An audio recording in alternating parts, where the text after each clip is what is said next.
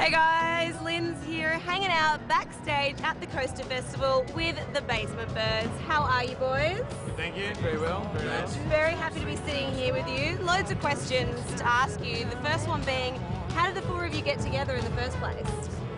Well, it sort of began back in, it was 2006, wasn't it, we decided, or 2007? Yeah, I toured with Kev extensively. Kev then toured with Cav, Steve and Cav knew each other from Freo, and I met Steve through these guys.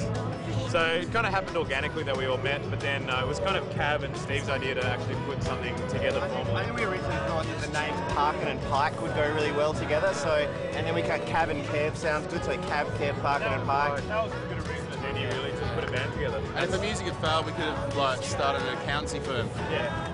Cav, Kev, Parkin and Pike. Yeah. So with all these name matches, how come you ended up with Basement Birds? That's a good question, actually. Yeah, it was one of those hard things. We decided we wanted an actual band name, and so we got a couple of names and we put them on the net for our fans to vote, and Basement Birds was the one that they all voted for. So. Now you guys you're all over the place, and I just found out that you've got 2 kids, which just proves how long it's been since I've seen you, and so how does it work? Like, how do you guys find the time to get together and write and record, and like, how does that process come about? It was really difficult. That was probably the hardest thing about the whole project, was just finding the time to do it. Obviously, I'm in Sydney, so I had to go across to Perth a lot, crash on these guys' houses, floors, not crash on their houses. That'd be a bit weird. And yeah, Kev came across from Melbourne. He moved to Melbourne during the process of this recording, so we just had to find windows and just kind of commit to them, which was difficult. It was one of those things that because it was a 3-year lead up, we did some kind of little, drunken recordings that we thought would be the album, but they didn't really quite sound very professional. So we decided that if we could kind of, we worked out that this year was basically going to be the year to do it. So we wrote, recorded, released, toured the album, and then our last gig is on 2 days before the year ends, and then that's the end of the project. So it's kind of fitting, isn't it? It's quite a nice way to end, leading up to the new year, and then next year's back to, the Birds are dead. Yeah. Basement Birds are dead. Yeah. So this is like a limited edition project, really. Yeah, it is. I mean, the thing is, we did this tour and we didn't really know how it was going to go, and we ended up having so much fun, and it's just so relaxing, because the burden of being the lead singer just totally gets, shared between all of us.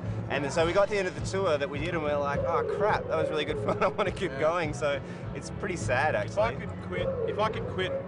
I'm a solo artist, so it's hard to quit my own band, but if I could quit my own band and just be in this band, I definitely would. Yeah. Well, do you think you'll get to that last gig, though, and just, do a bit of a John Farnham and be like, oh, we'll come back again? Maybe. I don't know. We've all got massive commitments, Kev's got a Jebediah record and a Bob Evans record, Steve's got his record, Josh has got to do his record, I'm in the middle of writing Esky's record, so it's we all have massive commitments to the people who rely on us, so But hey, maybe sometime, who knows, 2015, we bump into each other at the Bahamas. Get the With Birds the Bahamas back are just together. hey guys, Yeah. let's get the Birds back. Yeah.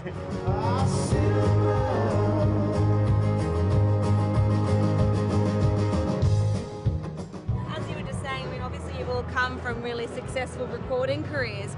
So when you guys... Sorry, okay. Some of you have come from successful recording careers. How does that help when the four of you get together? What do you each bring to the table? A lot of ego. Yeah, just competition. I mean, these guys fight out a lot, and then I just kind of bring out all my arias and put them on the table and just sit I back. bring my hunger. I bring my hunger and my indie cred to the table. I bring my great stories about the 90s. Just about how much better it was. Jebediah was one of my favourite bands in the 90s. A number of times I've seen you guys live and I'm leaving home. That's exactly the kind of story I Great tell. track. Great song. Absolutely fantastic. I tried to tell everyone how good it was, and now finally I've got somebody else to help me out. Back you 110%. Do you ever butt heads at all when you're going, when you're trying to figure out the direction of a track?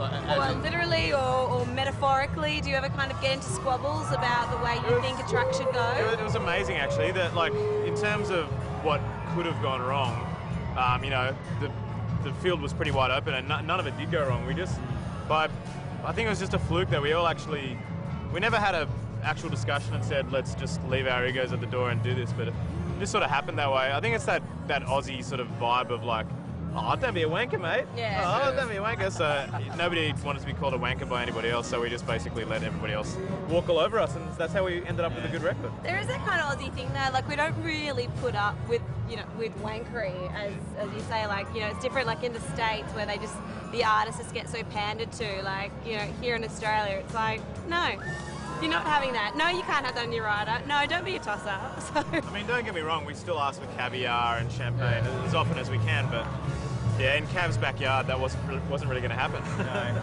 We got a few snacks though. Yeah, we got some snacks. It's really A couple lovely. of barbecue shapes. We did barbecue shapes. Yeah. What do you think the advantage is of kind of creating a supergroup from 4 successful artists? Like, is it that... Everything for the power of four. You've got all your Jebediah fans, you've got all your Eskimo Joe fans, like, so you just... It doesn't work like that, though. I think that's the misconception about... Like, I reckon, your fans of your individual projects, there might be maybe like 5% of them that will like invest their time into this new project. So you really are starting all over again. I guess the thing that's the best thing about working with established musicians is just that you kind of all know what it's all about. You know how it all works, so you don't have any illusions that just because you all happen to have a profile with your own thing that you're just going to become the biggest collective band ever. The sound of the Basement, it's a very different sound to what Cav does with Eskimo Joe's, and Josh and Kev probably. It's its own thing, it's its own sound, so it's not... But the advantage is, I think, is the collective experience, which makes it a lot easier to get it happening. I mean, there's one of those. I mean, I guess you get it in bands as well, but because we've all, like, as singers and creative forces in our own projects, we all have had similar experiences, and so you get like a real kind of brotherhood feeling going on, where everyone kind of talks about stuff that they've been going through, and everyone goes, "Oh my God, it's exactly what happened to me," and so it's like a therapy session. Yeah. Would you guys lie on the couch and like cry to each other and say this happened pretty to me? much. It's a lot of tears. And then write a song about it. A whole lot of Tears, laughter, a lot of hugs. Yeah. Alright, so you've only got a couple of months left of being the Basement Birds, so what do those last couple of months hold for you? A lot of tears. A lot of hugs.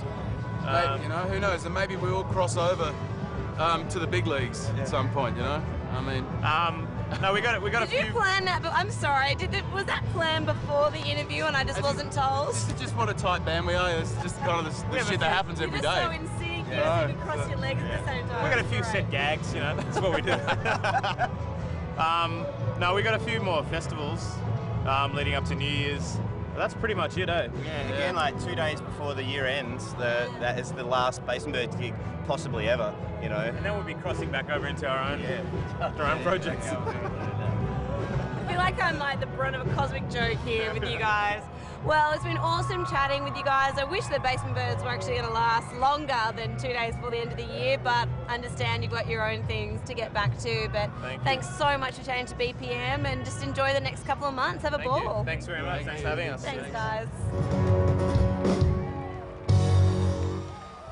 Thank you. Thank you very much.